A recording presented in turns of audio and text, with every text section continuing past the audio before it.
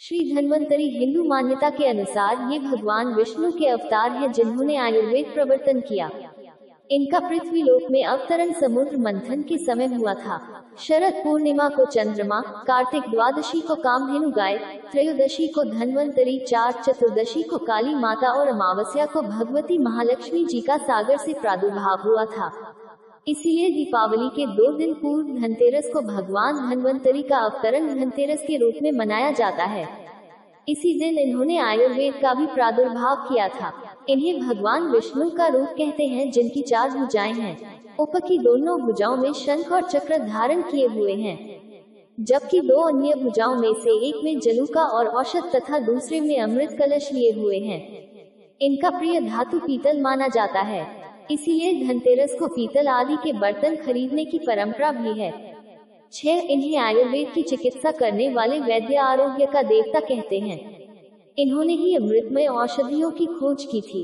इनके वंश में दिवोदास हुए जिन्होंने शल्य चिकित्सक का विश्व का पहला विद्यालय काशी में स्थापित किया, जिसके प्रधानाचार्य सुश्रुत बनाए गए थे।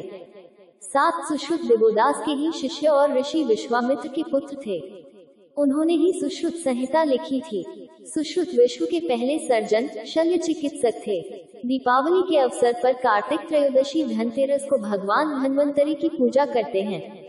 त्रिलोकी के व्योम रूपी समुद्र के मंथन से उत्पन्न विष का महारुद्र भगवान शंकर ने विषपान किया।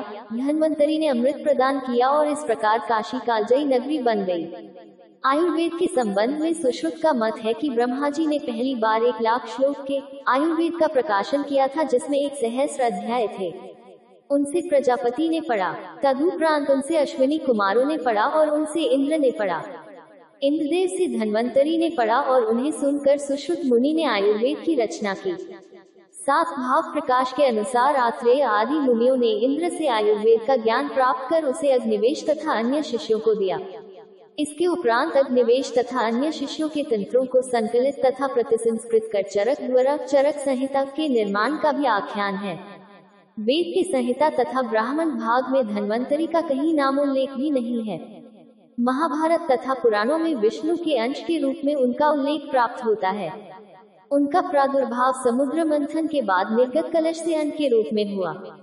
समुद्र के निकलने के बाद उन्होंने भगवान विष्णु से कहा कि लोक में मेरा स्थान और भाग निश्चित कर दें।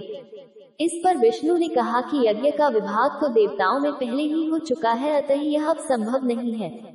देवों के बाद आने के कारण तुम देव ईश्वर नहीं हो, अतः तुम्हें अगले जन्म में सिद्धियां प्राप्त होंगी और तुम लोक में प्रसिद्ध होगे। तुम्हें उसी शरीर से देवत्व प्राप्त होगा और द्विजातिगण तुम्हारी सभी तरह से पूजा करेंगे।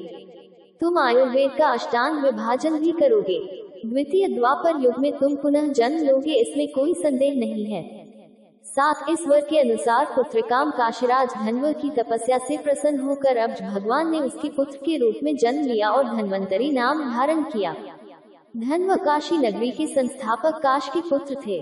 वैदिक काल में जो महत्व और स्थान अश्विनी को प्राप्त था, वही पौराणिक काल में धन्वंतरी को प्राप्त हुआ। जहाँ अश्विनी के हाथ में मधु कलश था, वहाँ धन्वंतरी को अमृत कलश मिला। क्योंकि विष्णु संसार की रक्षा करते हैं, अतः रोगों से रक्षा करने वाले धन्वंतरी को विष्णु का अंश माना गया। 7 विश्वविद्या के संबंध में कश्यप और तक्षक का जो संवाद महाभारत में आया है, वैसा ही धन्वंतरी और नागदेवी मनसा का ब्रह्मवैवर्त पुराण 10 में आया है। उन्हें गरुड़ का शिष्य कहा गया है। परम भगवान को, जिन्हें सुदर्शन वासुदेव धन्वंतरी कहते हैं, जो अमृत कलश लिए हैं, सर्वभय नाशक हैं, सर्वरोग नाश करते हैं, तीनों लोकों के स्वामी हैं और उनका निर्वाह करने वाले हैं, उन विष्णु स्वरूप धन्वंतरी को नमन है।